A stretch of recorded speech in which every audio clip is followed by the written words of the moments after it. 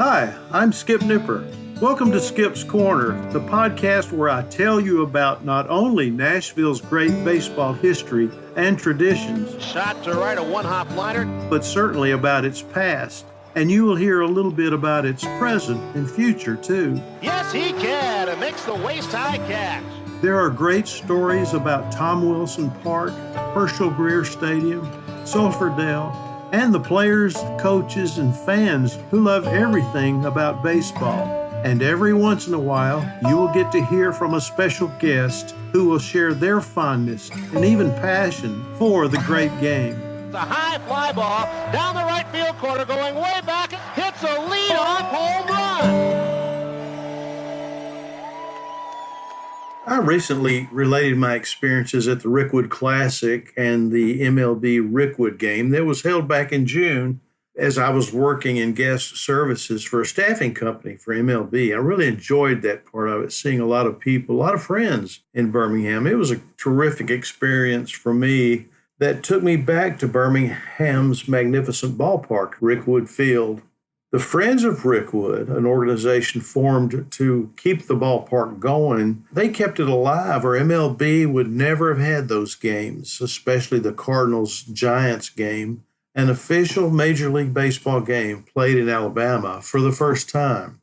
I am sure Major League Baseball and everyone else was hopeful that two friends, surviving members of the last Negro League's World Series in 1948, as teammates of the Birmingham Black Barons, would be attending, and one of them did, Reverend Bill Greason, who has since turned 100 years old and still fills the pulpit at his home church from time to time.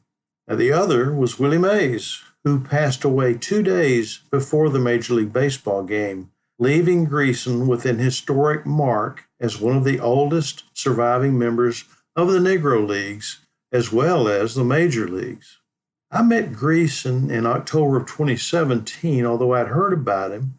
I'd never met him before, and I want to tell you about that and a little bit more about him.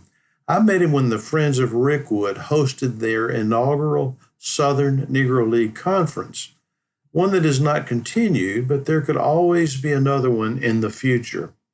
Greason met with the attending group and spoke to us in the Rickwood conference room and told his story.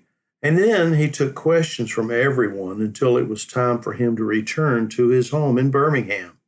Before he got up to leave, I asked him if I could have our picture taken together, and he obliged. It's a photo I won't forget because when he stopped for the camera, he put his arm over me and his hand over my shoulder, just like my father did in church when I was young. And I'll never forget that, and I cling to the photograph as one I will treasure forever. But let me tell you some of the things Reverend Greason said that day and other things that I have learned. He was the first black minor leaguer in the state of Oklahoma in 1952 with the Oklahoma City team, and the first black pitcher to play for the St. Louis Cardinals in 1954. That makes him special in the integration of the major leagues, even though he only made 3 appearances for St. Louis. Long before, he earned the Birmingham Black Barons' only win in their loss to the Homestead Grays in the 1948 Negro League World Series. William Henry Greason was born on September the 3rd, 1924, in Atlanta, Georgia, and in his own words, he said, "We were poor folk." And here's an interesting fact about Bill Greason. He grew up across the street from Dr. Martin Luther King Jr. on Auburn Avenue, now known as the Sweet Auburn Historic District, a black neighborhood in segregated Atlanta. And both men graduated from Booker T. Washington High School, but they weren't classmates as Greason was 5 years older than King. Prior to attending Washington High School, Greason had also attended David T. Howard High School. Greason's mother was very wise and impactful on Bill and said to him, "You are somebody. You are God's child. We are to treat each other with respect and to love each other." And her comments instilled a belief in God that Greason called on during the horrors of battle in World War II that helped lead to his eventual post-baseball vocation as a minister. In 1943, Greason entered the United States Marine Corps and became one of the Montford Point Marines, black soldiers who underwent basic training at a segregated facility, Montford Point, at Camp Lejeune, North Carolina. He served in the Pacific Theater, and it led to something that he spoke of with truth and honesty that day at Rickwood Field in 2017. He said he landed at Iwo Jima as part of the 66th Supply Platoon on the fourth day of the American invasion in 1945, and that changed his life. He told us, 2 of my best friends were killed on that island. I prayed and said, Lord, if you get me off this island, whatever you want me to do, I'll do it. And after being discharged from the Marines and returning stateside, Greason began his career in professional baseball, and after a few stops along the way, he joined the Black Barons. That 1948 team was the last great Black Barons team, featuring future major leaguers in Greason and 17-year-old Willie Mays. In 1949, Greason returned to the Black Barons and was selected to play in the annual East-West All-Star Game. He returned to the Black Barons in 1950, posting a 9-6 record with a 2.41 ERA. Greason gained notice from organized baseball and was offered a tryout with the Pacific Coast League's Oakland Oaks in spring training of 1951, but for various reasons he did not make that team. He returned to Birmingham, where he quickly regained his form, but was recalled to active military duty with the Marines later that summer.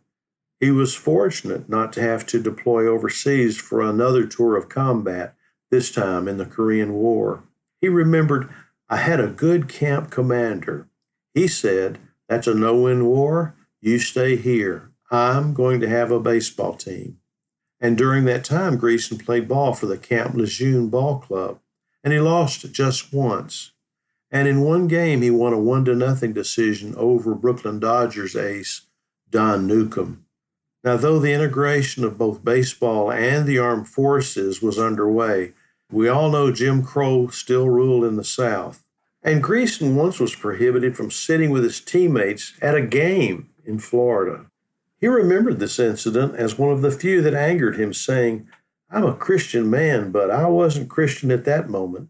Something had to be said. That was awful. Well, he didn't go into great detail, but I do know that he received his second chance at a minor league roster spot when he signed with the AA Texas League's Oklahoma City Indians, and Russell Perry, an African-American youth who later became one of the city's civic leaders, remembered that for him, it was like Jackie Robinson was here. Everybody was very, very proud of him. As for Greason's reception throughout the Texas League, he declared that the hometown fans were kind and that Oklahoma City provided a good environment in general, though he did not socialize with any of the other Indians players, who were all white, by the way, outside of the ballpark. Things were different on the road, though, and Greason once recalled, in other towns, they'd give us a tough time, me at least. Same thing with Dave Hoskins, another teammate. They'd call you names you'd never heard of. But, knowing Bill, he kept his composure. His anger in Florida had been an exception, not the rule, and eventually some of the fans began to relent. Greason has often retold the tale about a white woman in Beaumont who had made it her duty to torment him for 2 seasons, but who then approached him toward the end of 1953 and commended him for his grace under pressure. Now, after his breakout in 1952, he started slowly in 1953, but finished with a 16-13 record, although his ERA had increased to 3.61. And after the season, the St. Louis Cardinals acquired Greason and Texas League batting leader Joe Frazier from the Indians in exchange for 4 players and $25,000 cash. Obtaining Greason was a change for the Cardinals under their new owner and president, Gussie Busch Jr., who had recently purchased the team from Fred Saig, a staunch segregationist who had run afoul of baseball because of his conviction for tax evasion. And St. Louis had been one of the cities that had made life most miserable for Jackie Robinson in 1947. But Bush was making changes, and the Cardinals would soon be integrated. Greason, however, soon found out that integration did not mean equality to the Cardinals' front office. When St. Louis forced him to take a pay cut from the $1,200 a month he'd been making in AAA to $900 a month, his promotion turned out not to be the exhilarating moment he had anticipated. Greason protested the pay cut and was given a take-it-or-leave-it ultimatum that made him bitter and dejected. He said, "I tried to get there for years, and then when I got there, I didn't want to stay." Well, he spent a short portion of the 1954 season in St. Louis, with stops in Columbus, Houston, and Rochester through 1958. In 1959 in Rochester was his last season. Upon his retirement, Greason moved back to Birmingham, which was his wife's hometown.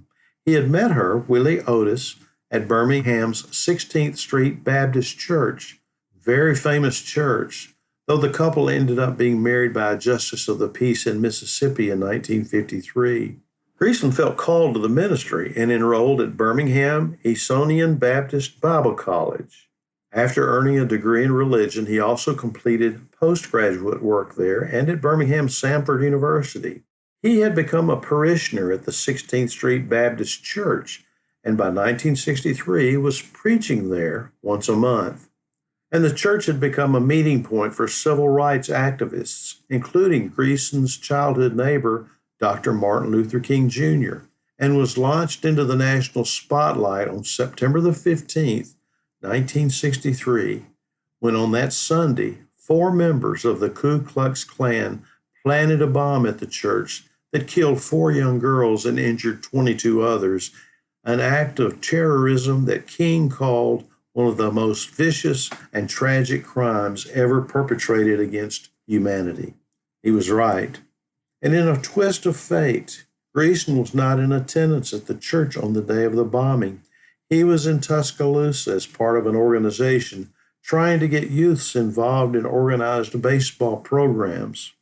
He does remember the violence that gripped Birmingham after the bombing, saying, "We were angry. Of course we were, because they were using fire hoses on people, and then they brought dogs in like we were animals or something.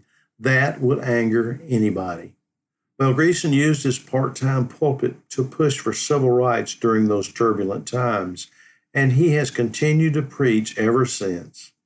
He started the New Hope Baptist Church in Bessemer, Alabama, and in 1971 he was installed at the pastor of Bethel Baptist Church of Bernie Points in Birmingham.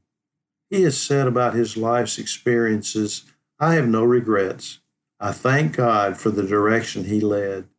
Those are special words from a special man.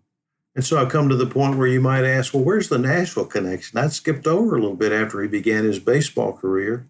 After we had a picture made together that day, I asked him if he remembered anything about Sulphur Dell and the Nashville Black Vols or Nashville Cubs. And I was surprised. At the time, I didn't know. He said, "I do. I spent the 1947 season with the Nashville Black Vols." Well, I was elated, and I looked it up, and that season he posted a 12-4 record.